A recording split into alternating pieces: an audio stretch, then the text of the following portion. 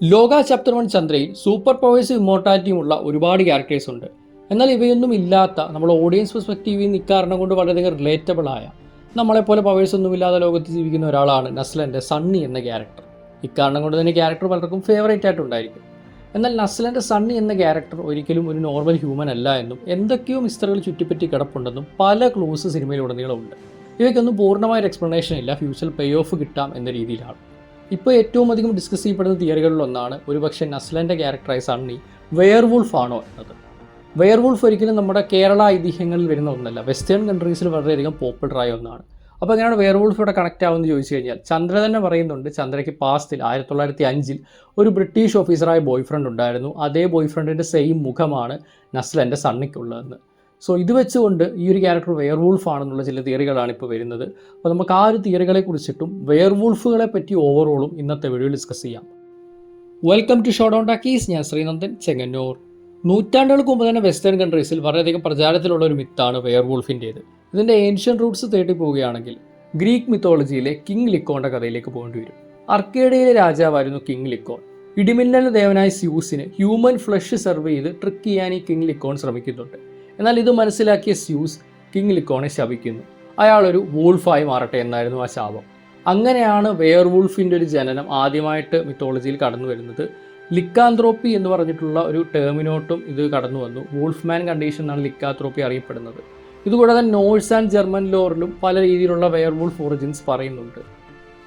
അതായത് Norse and German ലോറിൽ ശാപമായിട്ടല്ല സൂപ്പർ പവർ പോലൊക്കെയാണ് പറയുന്നത്. പല വാരിയേഴ്സും വൂൾഫ് കോട്ടുകൾ ധരിച്ചിട്ട് വൂൾഫ് സ്പിരിറ്റ്സിനെ ചാനൽ ചെയ്ത് ഫൈറ്റ് ചെയ്യുന്നതൊക്കെയാണ് നോഴ്സ് ലോറിൽ പറയുന്നത്. ജർമ്മനിക് ഫോക്ക് ലോറിലോട്ട് വന്നു കഴിഞ്ഞാൽ വൂൾഫ് സ്ട്രാപ്പ് അല്ലെങ്കിൽ പെൽറ്റൊക്കെ ധരിച്ചു കഴിഞ്ഞാൽ ഒരു മാൻ വൂൾഫായിട്ട് മാറുമെന്നാണ് പറയപ്പെടുന്നത്.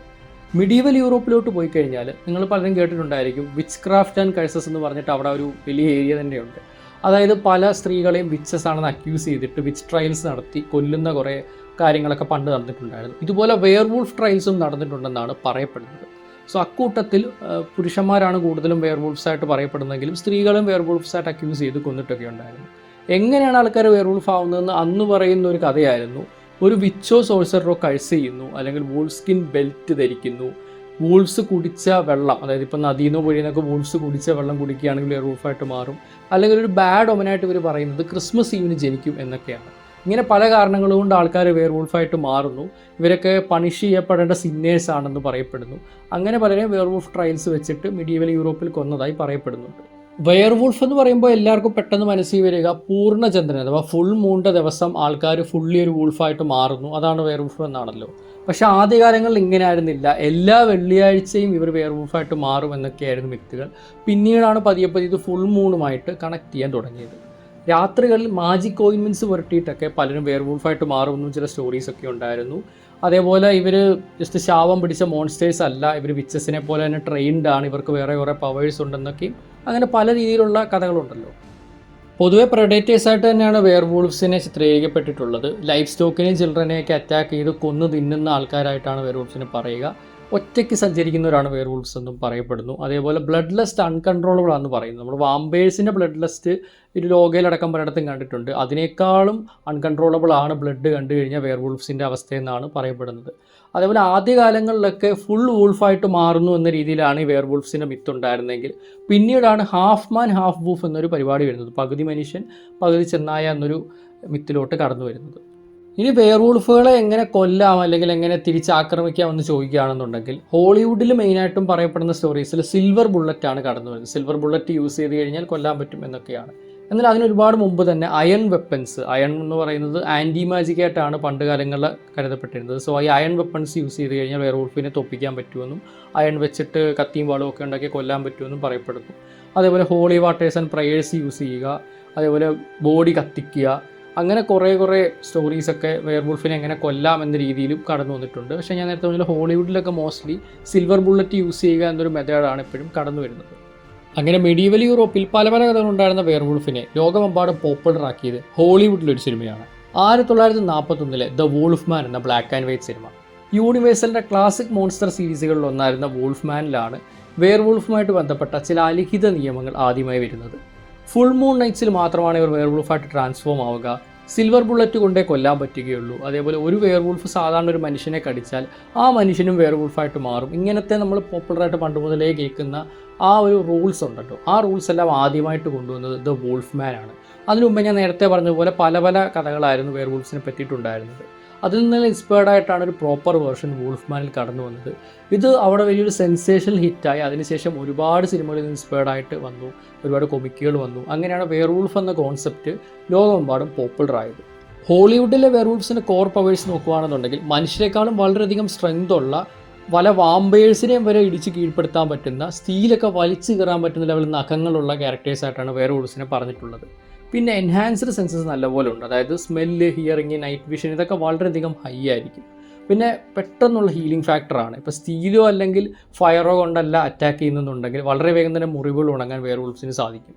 പിന്നുള്ളത് ഷേപ്പ് ഷിഫ്റ്റിംഗ് ആണ്. അതായത് ഈ പറഞ്ഞതുപോലെ നോർമൽ ഹ്യൂമൻസ് ആയിട്ടാണ് ഇവർ അത്രയും കാലം ജീവിക്കുന്നത്. എന്നാൽ ഈ പൂർണ്ണചന്ദ്രനുള്ള രാത്രികളിൽ ഇവർ വെയർവൂൾഫ്സ് ആയിട്ട് മാറുന്നുണ്ട്. പിന്നെ ഇമ്മോർട്ടാലിറ്റി അല്ലെങ്കിൽ ലോങ്ങവിറ്റി, ഇവർക്ക് വളരെയധികം കാലം നമ്മൾ ചന്ദ്രയൊക്കെ പോലെ വാമ്പേഴ്സിനെ പോലെ വളരെയധികം കാലം ജീവിക്കുന്ന ബീയിങ്സാണ് വെയർവൂൾഫ്സ്. പിന്നെ നമ്മൾ പണ്ട് പറഞ്ഞാലും മിത്തിലൊക്കെ ഉണ്ടായിരുന്നത് ഇവർ ലോൺ വൂൾഫ്സ് ആണെന്നാണല്ലോ, ഒറ്റയ്ക്കാണ് വെയർവൂൾഫ്സ് നടക്കുന്നതാണല്ലോ. എന്നാൽ പിന്നീട് ഹോളിവുഡ് വെർഷൻസ് ഒക്കെ വന്നപ്പോഴത്തേക്കും വെയർവൂൾഫ്സിൻ്റെ ഒരു സൊസൈറ്റി തന്നെ ഉണ്ടാവാൻ തുടങ്ങി. ഇവരെല്ലാവരും തമ്മിൽ അറിയാവുന്ന, ഇവരെല്ലാവരും ഒരുമിച്ച് സോഷ്യൽ ബീയിങ്സ് ആയിട്ട് ജീവിക്കുന്നു എന്ന രീതിയിലാണ് പല കഥകളിലും വന്നിട്ടുള്ളത്. വെയർവൂൾഫ്സ് ശാപം കൊണ്ടുണ്ടാവുന്നു എന്നുള്ളൊരു തിയറി പലയിടത്തും നല്ലപോലെ കടന്നു വരുന്നുണ്ട്. ചന്ദ്രനിൽ നിന്നുമുള്ളൊരു ഏൻഷ്യൻ കഴ്സ് കാരണമാണ് വാമ്പയർ ഡയറീസ് യൂണിവേഴ്സിലെ വെയർവൂൾഫ്സ് ഉണ്ടാകുന്നത്. അതേപോലെ മാർവലിലെ വെയർവൂൾഫ് ബൈ നൈറ്റ് ഉണ്ടാകുന്നതും ഫാമിലിയിൽ പണ്ടുണ്ടായ ഒരു കഴ്സ് കാരണം ബ്ലഡ് ലൈൻസ് പാസ് ചെയ്ത്, തലമുറകൾ പാസ് ചെയ്ത് വെയർവൂൾഫായിട്ട് മാറുന്ന ജാക്ക് റസൽ എന്നൊരു മനുഷ്യൻ്റെ സ്റ്റോറിയാണ്.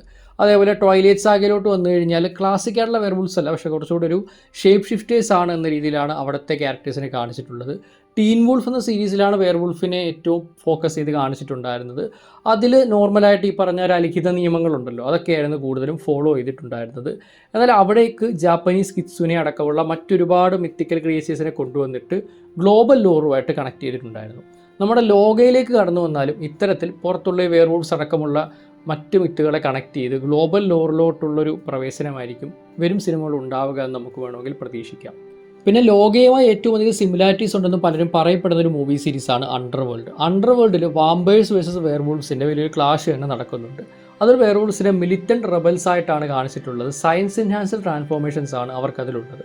മാത്രമല്ല അതിൽ പല ലീഡേഴ്സിനും ജസ്റ്റ് ഫുൾ മൂൺസിൽ മാത്രമല്ല അറ്റു വില്ലിൽ, അതായത് വെയർവൂൾഫ് ആവണമെന്ന് ആഗ്രഹിച്ചാൽ ആ സമയത്ത് തന്നെ ആകാൻ പറ്റുന്ന രീതിയിലൊക്കെ കാണിച്ചിട്ടുണ്ടായിരുന്നു. ഇനി വീക്ക്നെസ് ഞാൻ നേരത്തെ പറഞ്ഞതുപോലെ സിൽവർ ബുള്ളറ്റുകൾ, അതേപോലെ ഫുൾ മൂണിൽ ഇവർക്ക് കൺട്രോൾ ലോസ് ആവുന്നൊരു അവസ്ഥയാണ്.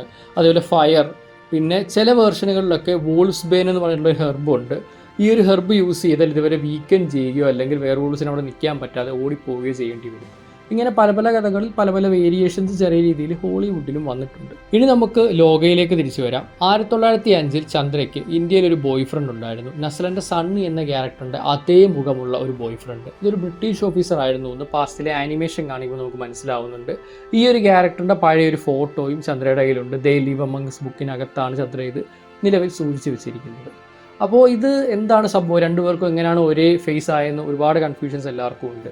ഒന്നെങ്കിൽ ഇത് ആൻസസ്റ്റർ ആയേക്കാം, അതായത് സണ്ണിയുടെ ഫാമിലിയിൽ പെടുന്ന പഴയ ഒരാൾ, ആ ഒരു ഫാമിലി ഇങ്ങനെ തലമുറ കടന്നു വന്ന് അതേ മുഖമുള്ള ഒരാളായിട്ട് സണ്ണി ജനിക്കുന്നു, അങ്ങനെയാകാം ഒരു കണക്ഷൻ. അല്ലെങ്കിൽ സണ്ണി തന്നെയായിരിക്കാം 1905 മരിച്ചു എന്ന് പറയപ്പെടുന്ന ഈ ഒരു ബോയ് ഫ്രണ്ട്. ഈ ഒരു ലോകത്ത് വൈറസുകൾ ഉള്ളിച്ചെന്നാണ് വാമ്പേഴ്സും മറ്റ് ഇമ്മോർട്ടൽ ബീങ്സും ഉണ്ടാവുന്നതെന്ന് ചന്ദ്ര ഓൾറെഡി പറയുന്നുണ്ട്. ഈ വൈറസ് എല്ലാം ഉണ്ടാക്കിയത് ഇഷ്താർ എന്നൊരു ഏലിയൻ ബീയിങ് ആണ്, നമ്മൾ കഴിഞ്ഞൊരു വീഡിയോയിൽ ഡീറ്റെയിൽ ആയിട്ട് പറഞ്ഞിട്ടുണ്ടായിരുന്നു. സോ ഇത്തരത്തിലുള്ള വൈറസ് മരിക്കുന്നതിന് മുമ്പെയോ മരിച്ചതിന് ശേഷമുള്ള ഡെഡ് ബോഡിയിലോ ഉള്ളിൽ ചെന്നിട്ട് സണ്ണി തിരിച്ചു വരുന്നു, വെയർവൂൾഫായിട്ട് മാറുന്നു. എന്നാൽ മരിച്ചതിന് ശേഷമായതുകൊണ്ട് തന്നെ ആ ഒരു പഴയ ലൈഫിലെ ഓർമ്മകളൊന്നും സണ്ണിക്ക് കിട്ടുന്നില്ല. അങ്ങനെ ചന്ദ്രയെക്കുറിച്ചൊന്നും പുള്ളിക്കാരൻ ഓർക്കുന്നില്ല. അതിന് ഇത്രയും കൊല്ലങ്ങൾ കഴിഞ്ഞിട്ട് ഇപ്പോൾ ചന്ദ്രയെ മീറ്റ് ചെയ്യുന്നു. സിനിമയിൽ റീസെൻ്റ്ലി റിലീസായ ഒരു വീഡിയോ സോങ്ങിൽ സണ്ണിയുടെ ഒരു തൊപ്പി കാണിക്കുന്നുണ്ട്. ഈ തൊപ്പിയിൽ വോൾഫിൻ്റെ സിമ്പിൾ നമുക്ക് കാണാൻ പറ്റുന്നുണ്ട്. പക്ഷേ ഇതെല്ലാം കോൺട്രഡിക്റ്റ് ചെയ്യുന്നൊരു ഫാക്ടറും സിനിമയിലുണ്ട്. സണ്ണിയുടെ അച്ഛൻ വിളിക്കുന്നൊരു കോൾ സീൻ, അതായത് ചന്ദ്രയോട് സംസാരിച്ചുകൊണ്ടിരിക്കുമ്പോൾ അച്ഛൻ വിളിക്കുന്നു എന്ന രീതിയിൽ ചന്തുവിൻ്റെ ക്യാരക്ടർ സണ്ണിക്ക് ഫോൺ കൊടുക്കുന്നുണ്ട്. അതില്ലായിരുന്നുവെങ്കിൽ സണ്ണിയുടെ പേരൻസ് ആരാണ് അല്ലെങ്കിൽ സണ്ണിയുടെ ഒറിജിൻസ് എന്താണെന്നുള്ളതിനെ പറ്റി യാതൊരു ക്ലൂവും നമുക്കില്ലായിരുന്നു. പക്ഷേ ഡാഡി വിളിക്കുന്നു എന്ന രീതിയിൽ വരുമ്പോഴത്തേക്കും സണ്ണി നമ്മളെപ്പോലെ സാധാരണ ഹ്യൂമൻ ആണ് എന്ന ലെവലിലോട്ട് മാറുകയാണ്. സോ അതുമാത്രമാണ് ലെവലിൽ കൺഫ്യൂഷനായിട്ട് ഉണ്ടാവുക. ബാക്കി ആ ഒരു സീൻ ഇല്ലായിരുന്നുവെങ്കിൽ നമുക്ക് പ്രോപ്പർലി ഈ ഒരു ക്യാരക്ടർ ഇമ്മോർട്ടൽ ആണെന്ന് പറയാൻ സാധിച്ചേനെ. പിന്നെ വെസ്റ്റേൺ വെയർവൂൾഫുകൾ മാത്രമല്ല, ഇന്ത്യയിലും വെയർവൂൾഫുകളുണ്ട്. നിങ്ങൾ പലരും സ്ത്രീ യൂണിവേഴ്സിലുള്ള ബേദിയ എന്ന സിനിമ കണ്ടിട്ടുണ്ടായിരിക്കും. നോർത്ത് ഇന്ത്യയിലുള്ള ഒരു കഴ്സായിട്ടാണ് ബേദിയ പറയപ്പെടുന്നത്. നേരത്തെ പറഞ്ഞ വെയർവൂൾഫ് മിത്തിൻ്റെ തന്നെ ഒരു സ്ലൈറ്റ് വേരിയേഷനാണ്.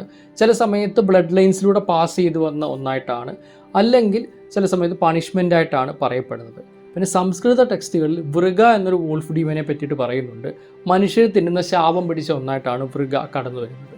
സോ ഇത്തരത്തിൽ ഇന്ത്യയിൽ തന്നെ പലയിടത്തായിട്ട് പല വെയർവൂൾഫ് മിത്തുകളുണ്ട്, എന്നാൽ കേരളത്തിൽ അങ്ങനെയില്ല. അപ്പോൾ ഇത്തരത്തിൽ ഇന്ത്യൻ വെയർവൂൾഫുകളുടെ മിത്തുകൾ തന്നെ ഉള്ള സ്ഥിതിക്ക് വെസ്റ്റേണുമായിട്ട് കണക്ട് ചെയ്യാതെ ഇത് വേണമെങ്കിലും കൊണ്ടുവരാവുന്നതാണ്. പിന്നെ നേരത്തെ പറഞ്ഞ പോലെ സണ്ണിയുടെ അച്ഛൻ വിളിക്കുന്ന സീൻ ഉള്ളതുകൊണ്ട് പഴയ ബോയ് ഫ്രണ്ടും സണ്ണിയും ഒരാളാണെന്ന് പറയാൻ പറ്റില്ല. പക്ഷേ ഇതൊരു ബ്ലഡ് ലൈൻ സെറ്റപ്പാണെന്ന് നമുക്ക് വേണമെങ്കിൽ പറയാം. അതായത് സണ്ണിയുടെ പൂർവികനാണ് ഈ പറഞ്ഞ ചന്ദ്രയുടെ പഴയ ബോയ് ഫ്രണ്ട്. കുറച്ച് തലമുറകൾക്ക് ശേഷം അതേ ഫാമിലിയിൽ ഇയാളുടെ ഡെസെൻഡൻ്റ് ആയിട്ടോ അല്ലെങ്കിൽ ഏതെങ്കിലും ബന്ധത്തിലോ സണ്ണി ജനിക്കുന്നു, ഒരേ ഫേസ് കിട്ടുന്നു. എന്നാൽ ഇയാൾക്കുണ്ടായിരുന്ന പല സവിശേഷതകളും സണ്ണിയിലോട്ട് ട്രാൻസ്ഫർ ചെയ്യുന്നു. നേരത്തെ പറഞ്ഞതുപോലെ പല കഥകളിലും വെയർവൂൾഫിൻ്റെ പവേഴ്സ് വരുന്നത് ഹെറിഡിറ്ററി ആയിട്ടാണ്. സണ്ണിക്ക് ഈ ഒരു ക്യാരക്ടറിന് ഒരുപാട് എയിം ഉള്ളതായിട്ട് കാണിക്കുന്നുണ്ട്. വീഡിയോ സോങ്ങിലാണെങ്കിലും ഫൈനൽ സീനിലാണെങ്കിലും ഗണ്ണൊക്കെ യൂസ് ചെയ്യുമ്പോഴും ഡാർട്ട് എറിയുമ്പോഴും നല്ല എയിം ഉള്ള ഒരാളായിട്ടാണ് കാണിക്കുന്നത്.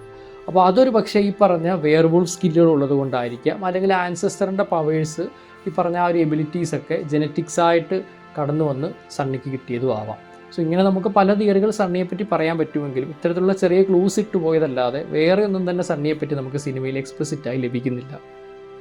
അപ്പോൾ ഗൈസ്, ലോക സിനിമയെ ഡിസ്കസ് ചെയ്യാൻ വേണ്ടി ഞങ്ങളൊരു വാട്സപ്പ് കമ്മ്യൂണിറ്റി തുടങ്ങിയിട്ടുണ്ടായിരുന്നു. ഈ ഒരു കമ്മ്യൂണിറ്റിയെ പറ്റിയിട്ട് കല്യാണി അടങ്ങുന്ന ലോക ടീം റീസെൻ്റ്ലി ഒരു ഇൻ്റർവ്യൂവിൽ മെൻഷൻ ചെയ്തിട്ടുണ്ടായിരുന്നു. When you said that, sorry, there's a WhatsApp group I think called what? Yeah, there's a WhatsApp group with 600 members called Loka Theories or something. Yeah, Loka's Point. Yeah, I'm not kidding. 600 members. So.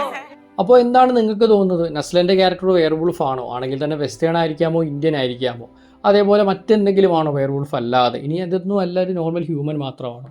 നിങ്ങളുടെ അഭിപ്രായങ്ങൾ താഴെ comment ചെയ്യുക. അപ്പോൾ ഇത്തരത്തിൽ ലോക and മറ്റു movie സീരീസിലെ വീഡിയോസിനായി ഷോഡൗൺ ടാക്കീസ് യൂട്യൂബ് ചാനൽ ഇഷ്ടപ്പെട്ട സബ്സ്ക്രൈബ് ചെയ്തേക്കുക. അപ്പോൾ ഇനി മറ്റൊരു കണ്ടുപിടുന്നവരേക്കും this is Ranjan Kannur signing off from Showdown talkies.